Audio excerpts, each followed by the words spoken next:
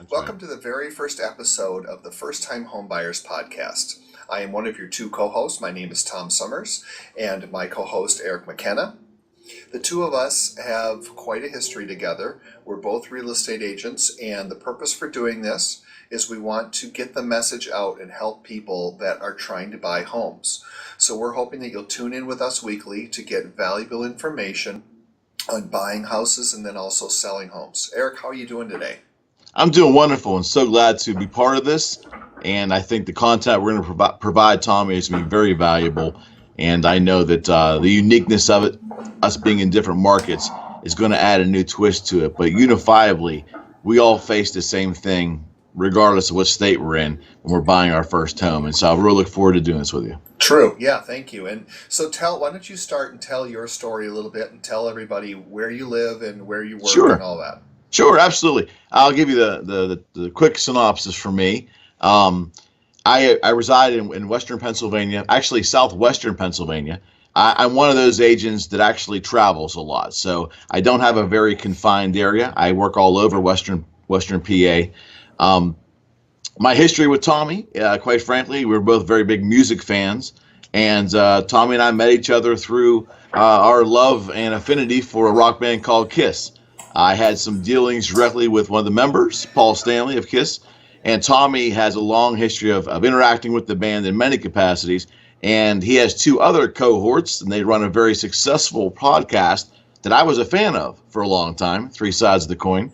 And years later, we got to meet and so forth, and I got the opportunity to be actually a guest on their show. And one of the things after many years of the guitar business, which is where I worked with Kiss, Boogie Street. yeah, Boogie Street Guitars, thank you. And I had made a decision based upon watching Tommy and his mannerisms and the way he did business and the kind of business he was in. It really kind of led me to my next career move many years ago to be a realtor. So Tommy's a big influence on me in many ways, and I'm learning podcasting from Tommy as well. So I'm excited about that. You're being But too kind. Tommy's been a great benefit to me over the years of being a realtor as well. A guy I've leaned on for information, and I'm so excited that he offered to bring me into this project. And we're really going to concentrate on content. Yes. Content's a very important thing. One more thing about me here in Pittsburgh is I have a small radio show every Saturday on two local stations in Beaver County, and it's called Your Personal Realtor with Eric McKenna. We're on our 27th show right now. It's been phenomenal. We do Facebook Live and things like that, and I think I was kind of another credential I might have had that Tommy made to give me an opportunity to do this. But this is such a nice compliment to the work that I do on this show. So I'm just ready to go, and I'm excited. Really excited. And Eric's show is great, so make sure you check it out, and we'll make Thank sure you. that we give you information so you guys can find it. Awesome. I've been selling for 14 years residential, and I work the whole entire Minneapolis-St. Paul area. So this show is designed for us to obviously help you if you're in either one of our areas, but we're also doing this to give back because we feel like the more you learn and the more you know, the better buyer you're going to be, and we want to help you have a successful transaction. The other thing too is if you're listening to us and you don't have a realtor in your area, that's another service we offer for free. We will help you find an agent in your area that can take care of you, that will get your needs and get you to the right house. Absolutely. Yeah, so we are big fans of music. We love to do this business we call real estate.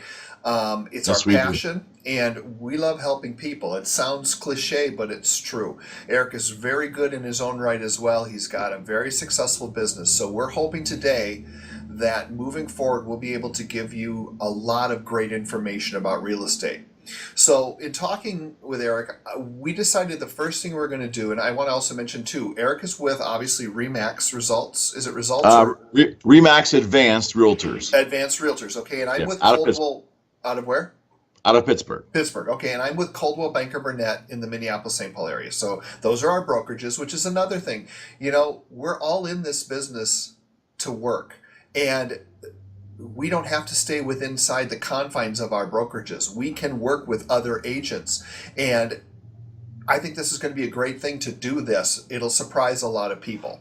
It will. It Um, will. So, what we thought we'd start out with today is we're just going to walk you through the first several episodes of purchasing a home if you're a first time home buyer. And if you've bought several before, this may be also good information for you if you haven't bought a home in 10, 12 years or longer. So, today we're going to start off with so you want to buy a home for the first time. And we want to talk about rental versus home ownership. So, Eric, do you want to start off and kind of tell people what's going on from your perspective? Sure, sure. Here in Pittsburgh, it's a unique area. Pittsburgh is very parochial, meaning I like to say that when you're born and raised here, you may leave, but you often come back. And so what we've seen a lot in Pittsburgh is we have seen a lot of older homes, the Victorian style prairie homes, and a lot of the towns around Pittsburgh have actually become apartments, and to a purist like myself, we love to see these homes retained and the communities remaining single family dwellings and so forth. But what happens is when these homes are converted into apartments, ultimately you rent for a couple years, young couples, single people, even middle-aged people like myself, and they realize that after they spend a considerable amount of money on rent, I mean, year in and year out, invariably they all seem to have that niche of wanting to find their own space.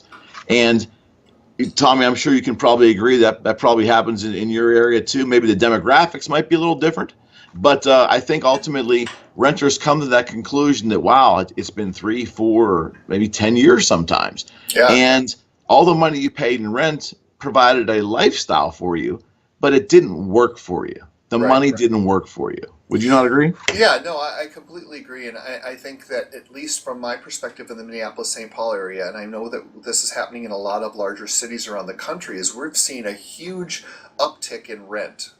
And I want to address that specific point. The reason that rent is so high right now is obviously because of the demand. But if you look a little deeper than that, I think what was driving it is when the market had the huge correction or crash, call it what you want, in 2008. There's a lot of people, there's a lot of people who lost jobs, they lost their homes through foreclosure as well as short sales. Well, that really damages your credit for a considerable amount of time. So they're still renting because they literally can't get into a house, which is why you're paying maximum rent. So yeah, you can get a small renter's credit, but some of the things that you would gain if you own a home, besides financial freedom down the road, is you get to write off all of your interest on your payments off of your taxes. Sure you get to write off all of your property taxes. Those two things right there are huge factors when you're doing your taxes at the end of the year. And that actually makes the home ownership even more attractive. So if you're paying, I don't know, $1,500 a month in rent, there's nothing you get from that. If you're making a $1,500 a month house payment, when you factor in all of the interest you're saving and all of the other deductibles, it's probably closer to living in that house for $1,000 a month. No question. Yeah, and so to me, that's the driving factor behind renting versus owning is that in 30 years you're going to need a place to live. So now your home is paid off, and you're not just giving your money away to somebody else. I agree completely, and I'll add this too. I'm a little bit of a sentimentalist, and again, coming from a very parochial area, we still believe in the American dream in Pittsburgh. Very, very much do, and I'm sure Tommy is probably the same. But there is just something about Americana, and again, nothing is for everybody. But I'd like to think that most people love to have a place to hang their hat, call their own, their plot of land. It just really is part of the American dream, and that's one of the reasons I became a realtor, was because I wanted to help people find that American dream. That's part of the whole thing. And it sounds cliche, it sounds kind of corny sometimes, but in reality, it gives me as a realtor a lot of satisfaction when I close on a first-time home buyer and the tears flow from everybody in the room. And that's when you really feel like, this is valid. A renter for 5 or 6 years all of a sudden owns their own little stake in their community. It's a big thing. Absolutely. I just closed with a client, Dawn, and she went through a divorce. She's got 2 young kids. And her buying this house on her own was a statement of her making a new life for herself and starting over, but also having something now that she can claim that's just her own. And we could Yes, sit all day long and tell you stories like that. So certainly. granted, this is the introduction, so we're going to start diving deeper in the coming weeks. But the thing I want to leave people with today is that buying a house is a lot easier than you think. Yes, the process can be cumbersome when you're turning in documents for your loan and things like that, but stick with it because it's worth it and it's not as hard as you think. And with these wonderful government products like the FHA loans, you can get in for as little as 3.5% down, and you can ask the seller to pay closing costs for you. So it's not a 20% down proposition. No, it's not. No, it's not. So yeah, so in the coming weeks, we are going to be going through all the steps of purchasing a home. And from that point forward, we're just going to start attacking a variety of different ideas and situations to help you just become a better buyer. And we're going to talk about home improvement stuff and all of that as well. So the thing I Absolutely. want to leave you with today then is that you need to contact someone to get the ball started. The first place to start is with a real estate agent and a loan officer.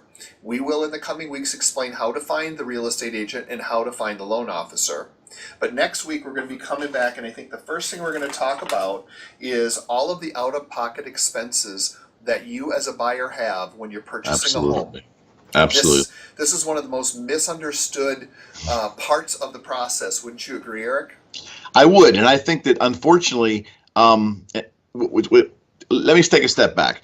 When Tommy and I talked about this particular project, what was exciting to both of us was we wanted to demystify the process of starting to look for a home and obtaining that home. As Tommy mentioned, there are steps, and each step is important.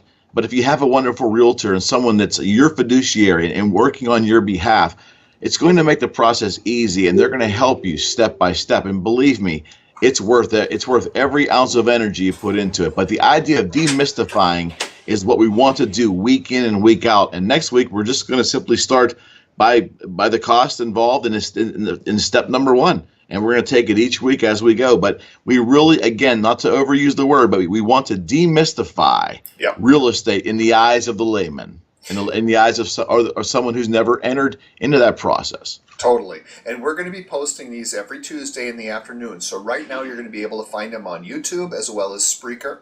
So as we go and we add different things like iHeartRadio and iTunes, we'll keep you abreast of different places you can find us. So Absolutely. if you want something new and you're looking for the information, just go to one of those two sites, which will give you information for, and we will have something new for you every Tuesday afternoon. So for myself, Tom Sommers, and my co-host, Eric McKenna, thank you for tuning into the first one and sticking with us. If you have any questions or there are specific items you'd like us to address on the show, please feel free to contact either one of us via email or cell phone, and we'll be more than happy to answer those questions for you. So until next time, thank you so much for tuning in to the First Time Home Buyers podcast, and we'll see you again next week. See you. Bye. Okay.